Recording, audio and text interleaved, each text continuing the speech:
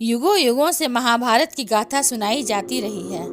हर चरित्र का अपना तेज है, पर एक योद्धा ऐसा भी था जो जन्म से ही त्यागा गया, पराक्रम से पहचाना गया और दान वीरता से अमर हो गया। वह है सूर्यपुत्र कर्ण। कुंती प्रार्थना करती है, हे दिव्य सूर्यदेव, आपके वरदान से मुझे यह पुत्र प्राप्त हुआ है, जिसके कानों में दिव्य कुंडल और शरीर पर कवच है। पर मैं अविवाहित हूँ, समाज को क्या मुंह दिखाऊंगी। कुंती ने आंखों में आंसू लिए कहा, पुत्र, मैं तुम्हें छोड़ने को विवश हूँ, पर विश्वास है एक दिन तुम समस्त जगत में सूर्य के समान प्रकाश करोगे। शिशु को टोकरी में रखकर नदी में बहा देती हैं। गंगा की लहरों में बहता शिशु और नियति ने उसे अधिरथ सारथी और उनकी पत्नी राधा की गोद में पहुंचा दिया। राधा ने कहा, यह अब हमारा पुत्र है, इसका नाम होगा कर्ण। बालक कर्ण आकाश की ओर देखते हुए कहता है, माँ, मैं भी सूर्य की तरह चमकना चाहता हूँ, मैं धनुष बाण चलाना सीखूंगा। कर्ण की आंखों में वही स्वप्न था जो अर्जुन की आंखों में था, परंतु समाज ने उसे सूत पुत्र कहकर बार बार अपमानित किया। द्रोणाचार्य ने कठोर स्वर में कहा, तू सारथी का बेटा है, राजवंशियों के साथ धनुर्विद्या नहीं सीख सकता। कर्ण ने मन ही मन निश्चय किया, एक दिन मैं सिद्ध करूंगा कि वीरता जन्म से नहीं पराक्रम से पहचानी जाती है। कर्ण ने नतमस्तक होकर कहा, गुरुदेव, कृपा करके मुझे अपना शिष्य बना लीजिए, मैं ब्राह्मण हूँ। परशुराम जी ने कर्ण को अपना शिष्य बना लिया। वर्षों की शिक्षा के बाद वह प्रसंग जब बिच्छू काटता है, परशुराम जी जागते हुए कहते हैं, कर्ण, ऐसा धैर्य केवल क्षत्रिय दिखा सकता है, तुमने मुझसे झूठ बोला। कर्ण ने गिड़गिड़ाते हुए कहा, गुरुदेव, मैंने केवल विद्या पाने के लिए यह कहा, अपराधी हूँ, पर कृपा करें। परशुराम जी ने क्रोधित होकर कहा, झूठे शिष्य, श्राप है, जब जीवन मरण का समय आएगा तब यह ज्ञान तू भूल जाएगा। यह श्राप कर्ण के जीवन का सबसे बड़ा बोझ बन गया। द्रौपदी के स्वयंवर में कर्ण ने आगे बढ़ते हुए कहा, मैं लक्ष्य भेदन कर सकता हूँ। द्रौपदी ने घृणा से कहा, मैं सूत पुत्र से विवाह नहीं करूंगी। सभा ठहाकों से गूंज उठती है। आज फिर अपमान सहा, पर याद रखना, एक दिन संपूर्ण भारत मेरे पराक्रम को स्वीकार करेगा। दुर्योधन सभा में उठकर कहता है, बस, अब और अपमान नहीं। आज से कर्ण अंग देश का राजा है, जिसे तुम सूत पुत्र कहते हो, वह अब महाराज कर्ण है। कर्ण की आंखों में आंसू आ गए, पर दृढ़ स्वर में उसने कहा, मित्र दुर्योधन, आज तुमने मुझे जीवन दिया है, मैं प्रण करता हूँ मृत्यु तक तुम्हारा साथ नहीं छोड़ूंगा। यहीं से शुरू हुआ कर्ण और दुर्योधन का अद्भुत बंधन। दुर्योधन ने कर्ण से कहा, मित्र, मुझे संपूर्ण भारत अधीन चाहिए, और अंगराज कर्ण ने उत्तर दिया, मैं वचन देता हूँ, चारों दिशाएं जीत कर लौटूंगा। यहीं से शुरू हुई कर्ण की दिग्विजय यात्रा। सबसे पहले कर्ण मगध पहुंचता है। मगध नरेश ने गर्व से कहा, कर्ण, तू चाहे अंग का राजा हो, पर मगध की शक्ति को नहीं झुका सकता। हमारे पास हाथियों की सेना है, जिसे कोई परास्त नहीं कर सकता। कर्ण ने गर्जन भरे स्वर में कहा, नरेश, मैं मित्रता चाहता हूँ, पर यदि युद्ध दोगे तो देखना अंगराज कर्ण का पराक्रम। मगध के हाथी आगे बढ़े, पर कर्ण के बाणों की वर्षा ने उन्हें रोक दिया। उसने रथ की गति बढ़ाई, गदा से प्रहार किया और सैनिकों की पंक्ति को चीर डाला। मगध नरेश हाँफते हुए कहता है, कर्ण, मैं स्वीकार करता हूँ, तू अद्वितीय है। आज से मगध दुर्योधन की अधीनता स्वीकार करता है। कर्ण ने विनम्रता से कहा, नरेश, मैं विजेता नहीं, मित्र बनकर आया हूँ। आपका राज्य आपका ही रहेगा, पर आप दुर्योधन को सर्वोपरि मानेंगे। इस प्रकार कर्ण की दिग्विजय यात्रा की पहली सफलता मगध की विजय संपन्न हुई। मगध की विजय के बाद सूर्यपुत्र कर्ण का पराक्रम चारों दिशाओं में फैल गया। अब उसकी अगली यात्रा थी काशी, चेदी और मत्स्य राज्यों की ओर। युद्ध के नगाड़े बज चुके थे और भारत भूमि एक नए इतिहास की गवाह बनने वाली थी। दुर्योधन ने पत्र भेजते हुए कहा, मित्र कर्ण, काशी नरेश अपने को सबसे प्रबल मानते हैं। यदि वे हमारे अधीन नहीं आते तो तुम्हें उन्हें परास्त करना होगा। कर्ण के स्वर में दृढ़ता थी।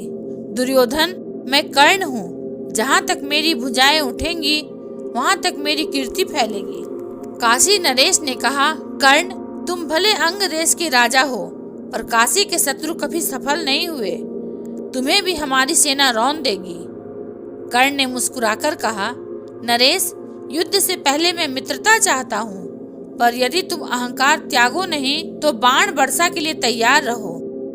काशी की विशाल सेना आगे बढ़ी। हाथियों की चिघाड़ और रथों का टकराव गूंज उठा, पर कर्ण ने सूर्य समान तेज से बाण छोड़े। एक ही क्षण में 10 रथ ध्वस्त हुए, 5 हाथी धराशायी हो गए। काशी सेनापति ने चिल्लाते हुए कहा, यह योद्धा मनुष्य नहीं, अग्नि है। कर्ण का रथ तेजी से घूमता है। गदा प्रहार से सैनिक बिखरते हैं। काशी नरेश ने हाँफते हुए कहा, ठहरो कर्ण, हम परास्त हैं। काशी अब दुर्योधन की अधीनता स्वीकार करता है। कर्ण ने विनम्रता से कहा, नरेश, मैं आपका राज्य नहीं छीनने आया, केवल यह चाहता हूँ कि आप हस्तिनापुर को सर्वोपरि माने। काशी की विजय के बाद कर्ण की कीर्ति और बढ़ गई। अब अगला लक्ष्य था चेदी नरेश। चेदी नरेश ने गर्व से कहा, कर्ण, तू चाहे मगध और काशी जीत आया हो, पर चेदी की धरती पर विजयी होना असंभव है। कर्ण ने गर्जना करते हुए कहा, नरेश, जब तक मैं हूँ कोई विजय असंभव नहीं। चेदी की सेना ने कर्ण को चारों ओर से घेर लिया। तीरों की वर्षा हुई, पर कर्ण का धनुष वज्र के समान गर्जन करने लगा। उसने बाणों से रथों को चीर डाला, गदा से घोड़ों की टुकड़ी को छिन्न भिन्न कर दिया। चेदी सेनापति ने घबराकर कहा, यह वीर अपराजेय है, अब और लड़ना व्यर्थ है। चेदी नरेश ने हाथ जोड़कर कर्ण से कहा, मैं हार मानता हूँ। चेदी अब दुर्योधन की अधीनता स्वीकार करता है। कर्ण ने कहा, याद रखें नरेश, मैं राज्य लेने नहीं, धर्म निभाने आया हूँ। दुर्योधन के प्रति वफादारी ही मेरी जीत है। विराट नरेश ने अभिमान से कहा, कर्ण, पांडव मेरे शरणागत हैं। तुम चाहे सारा भारत जीत लो, पर मत्स्य कभी नहीं झुकेगा। कर्ण ने शांत स्वर में कहा, विराट, मित्रता मेरा पहला धर्म है, पर युद्ध मेरा वचन। यदि तुम झुकोगे नहीं तो युद्ध भूमि तय करेगी। मत्स्य की सेना घोड़ों और रथों से कर्ण पर टूट पड़ी। कर्ण ने सूर्य की भांति धनुष उठाया। एक ही बाण से 10 रथ धराशायी, दूसरे बाण से 5 हाथी ढेर। उसकी गदा की चोट से सेनापति का रथ बिखर गया। विराट नरेश ने हाँफते हुए कहा, रुको कर्ण, मैं स्वीकार करता हूँ, मत्स्य व हस्तिनापुर के अधीन है। कर्ण ने दृढ़ स्वर में कहा, नरेश, याद रखें, यह विजय अहंकार की नहीं, धर्म की है। अब उसकी दिग्विजय यात्रा का अगला पड़ाव था दक्षिण और पूर्व के राज्य, जहां आंध्र और कलिंग उसकी प्रतीक्षा कर रहे थे। वे दोनों राज्य समुद्र के किनारे बसे थे, जिन्हें जीतना आसान न था।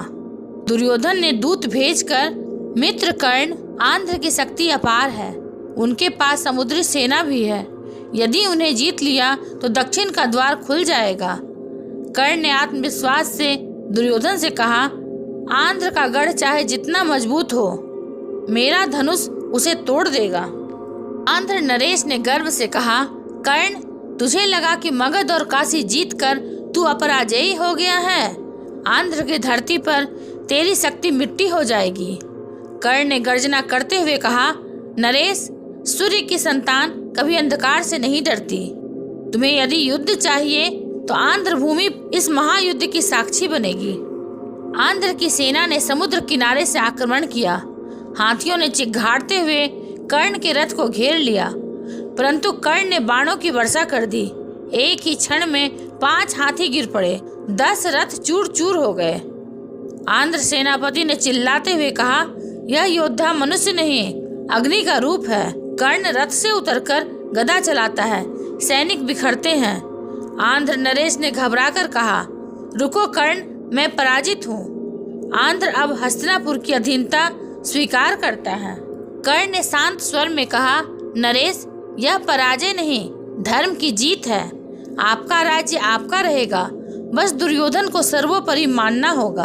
आंध्र की विजय के बाद कर्ण आगे बढ़ा कलिंग की ओर। कलिंग जो अपने हाथियों की सेना के लिए प्रसिद्ध था। कहा जाता था कि कलिंग के हाथी पर्वत समान विशाल और युद्ध में अजेय हैं। कलिंग नरेश ने गर्व से कहा, कर्ण, तेरा पराक्रम मैंने सुना है, पर कलिंग के हाथियों के सामने बड़े बड़े योद्धा ढेर हो गए, तू भी यहाँ धूल चाटेगा। कर्ण ने दृढ़ स्वर में कहा, नरेश, हाथी चाहे पर्वत समान हो, पर मेरा धनुष पर्वत को भी चीर देता है।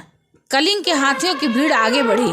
धरती कांप उठी, सैनिकों का हौसला बढ़ा, परंतु कर्ण ने एक एक कर अपने अग्नि बाण छोड़े। पहले बाण से हाथी की सूंड काट दी, दूसरा बाण रथ के घोड़ों को गिरा दिया, तीसरा बाण शत्रु सेनापति का ध्वज काटकर गिरा दिया। कलिंग के सेनापति ने चिल्लाते हुए कहा, यह योद्धा तो इंद्र के समान है। कर्ण गदा उठाकर प्रहार करता है, हाथी पीछे हटने लगते हैं। कलिंग नरेश ने हाथ जोड़कर कहा, रुको कर्ण, हम परास्त हैं। कलिंग अब दुर्योधन की अधीनता स्वीकार करता है। कर्ण ने विनम्र स्वर में कहा, नरेश, यह विजय तुम्हारे लिए अपमान नहीं, बल्कि धर्म का बंधन है। तुम्हारा राज्य तुम्हारे ही पास रहेगा। इस प्रकार आंध्र और कलिंग दोनों पर कर्ण ने विजय प्राप्त की। उसकी दिग्विजय यात्रा अब अजेय होती जा रही थी। कर्ण का पराक्रम चारों दिशाओं में गूंज उठा। पूर्व और दक्षिण की विजयों के बाद अब कर्ण पश्चिम की ओर बढ़ चला, जहां गांधार और सिंधु के साम्राज्य उसकी प्रतीक्षा कर रहे थे। ये राज्य न केवल सामरिक दृष्टि से महत्वपूर्ण थे, बल्कि हस्तिनापुर की राजनीति से भी गहराई से जुड़े हुए थे। दुर्योधन ने दूत भेजकर कर्ण से कहलवाया, मित्र कर्ण, गांधार का नरेश शकुनी मेरा मामा है। वह मेरा पक्षधर अवश्य है, पर उसकी सेना और राज्य भी हस्तिनापुर की अधीनता स्वीकार करें, तभी दिग्विजय पूर्ण होगी। कर्ण ने दृढ़ स्वर में कहा, दुर्योधन, शकुनी चाहे तेरा मामा हो, पर अधीनता का वचन भी उनसे लेना ही होगा। ये कर्ण का प्रण है। शकुनी ने हंसते हुए कर्ण से कहा, तू अपराजेय योद्धा है, पर गांधार की सेना से युद्ध की कोई आवश्यकता नहीं। मैं दुर्योधन का हितैषी हूँ। आज से गांधार हस्तिनापुर की अधीनता स्वीकार करता है। गांधार की विजय बिना युद्ध के ही संपन्न हुई, पर कर्ण ने जान लिया था शकुनी केवल मित्रता का दिखावा करता है। फिर भी दिग्विजय का एक और अध्याय पूरा हुआ। अब कर्ण बढ़ा सिंधु की ओर। सिंधु जो अपने विशाल रथों और युद्ध कला के लिए प्रसिद्ध था। सिंधु की धरती पर विजय पाना सरल न था। सिंधु नरेश ने सभा में कहा, कर्ण, तू चाहे मगध, काशी, चेदी, मत्स्य, आंध्र और कलिंग जीत आया हो, पर सिंधु की शक्ति अद्वितीय है। यहाँ तेरी विजय नहीं होगी। कर्ण ने गर्जन करते हुए कहा, नरेश, जो कर्ण से टकराता है वह स्वयं ही राख हो जाता है। यदि तू झुकेगा नहीं तो युद्ध भूमि तेरी पराजय का साक्षी बनेगी। सिंधु की सेना ने रथों की बाढ़ ला दी। धरती कांपने लगी, पर कर्ण ने बाणों की वर्षा कर दी। एक ही प्रहार से 10 रथ चकनाचूर हुए। दूसरे बाण से सेनापति का ध्वज गिरा। तीसरे बाण से दुश्मन की पंक्ति 2 भागों में बट गई। सिंधु सेनापति ने चिल्लाकर कहा, यह योद्धा देवता के समान है, इसकी गति रुकना असंभव है। कर्ण गदा उठाकर घोड़ों पर प्रहार करता है। शत्रु रथ बिखर जाते हैं। सिंधु नरेश ने हाँफते हुए कहा, ठहरो कर्ण, मैं हार मानता हूँ। सिंधु अब हस्तिनापुर की अधीनता स्वीकार करता है। कर्ण शांत स्वर में कहता है, नरेश, मैं तुम्हें अपमानित करने नहीं आया हूँ, मैं केवल धर्म निभाने आया हूँ। तेरा राज्य तेरा रहेगा, पर तू दुर्योधन को सर्वोपरि मानेगा। इस प्रकार गांधार और सिंधु पर भी कर्ण ने विजय प्राप्त की। अब उसकी दिग्विजय यात्रा लगभग पूर्ण हो चुकी थी। पूर्व से पश्चिम तक, उत्तर से दक्षिण तक सूर्यपुत्र कर्ण ने अपने पराक्रम से संपूर्ण भारत को विजित कर लिया। हर दिशा में उसकी गाथा गूंज उठी। अब समय था हस्तिनापुर लौटने का, जहां दुर्योधन उसका स्वागत करने को व्याकुल था। सैनिक एक स्वर में जय हो, अंगराज कर्ण की जय हो। हजारों सैनिकों के साथ कर्ण हस्तिनापुर की ओर बढ़ा। उसकी विजय यात्रा का प्रत्येक क्षण इतिहास में अमर होने वाला था। दुर्योधन ने आलिंगन करते हुए कहा, मित्र कर्ण, आज तूने वह कर दिखाया जो कोई नहीं कर सका। आज से तू केवल महारथी कर्ण नहीं बल्कि भारत विजेता कर्ण है। कर्ण ने विनम्र स्वर में कहा, दुर्योधन, यह सब तेरे लिए है। कर्ण का जीवन तेरे धर्म और तेरे राज्य की रक्षा में समर्पित है। आज संपूर्ण भारत हस्तिनापुर के अधीन है। हस्तिनापुर की राजसभा सजी। भीष्म पितामह, द्रोणाचार्य, कृपाचार्य, विदुर सब उपस्थित थे। सभा में कर्ण का परिचय कराया गया, जिसने संपूर्ण भारत को विजित किया था। भीष्म पितामह ने गंभीर स्वर में कहा, इतिहास तुझे दानवीर कर्ण के नाम से ही नहीं बल्कि दिग्विजयी के नाम से भी याद करेगा। द्रोण ने मुस्कुराकर कहा, तूने असंभव को संभव कर दिया है। तेरा पराक्रम तेरे गुरुजनों का गौरव है। दुर्योधन ने उठकर कहा, सुनो हे सभासदों, यह सब मेरे मित्र, मेरे भाई, मेरे अंगराज कर्ण के पराक्रम का परिणाम है। आज से कर्ण का नाम इतिहास में अमर रहेगा। सभा जय जयकार से गूंज उठती है। सभा एक स्वर में कहती, जय हो, जय हो, सूर्य पुत्र कर्ण की जय हो। कर्ण ने नम्र स्वर में कहा, सभासदों, यह विजय केवल मेरी नहीं, यह विजय धर्म की है। मैंने राज्यों को जीता पर उनकी स्वतंत्रता छीन कर नहीं। मैंने किसी को अपमानित नहीं किया बल्कि केवल अधीनता का प्रण लिया। आज संपूर्ण भारत एक सूत्र में बंधा है और यही सच्ची विजय है। सभा में यह सुनकर सब मौन हो गए। कर्ण की उदारता और वीरता ने सबका हृदय जीत लिया। उसकी दिग्विजय यात्रा इतिहास में अमर हो गई। यद्यपि समय आने पर कुरुक्षेत्र के मैदान में भाग्य ने कर्ण से उसकी अंतिम विजय छीन ली, पर संपूर्ण भारत का विजेता सूर्यपुत्र कर्ण आज भी गाथाओं में अमर है। अगर आपको यह वीडियो अच्छा लगा हो तो इसे लाइक, शेयर और सब्सक्राइब अवश्य करेंगे। ये महाभारत सिर्फ युद्ध की नहीं, जीवन के ज्ञान की कहानी है। मिलेंगे अगले प्रसंग के साथ, तब तक के लिए धन्यवाद।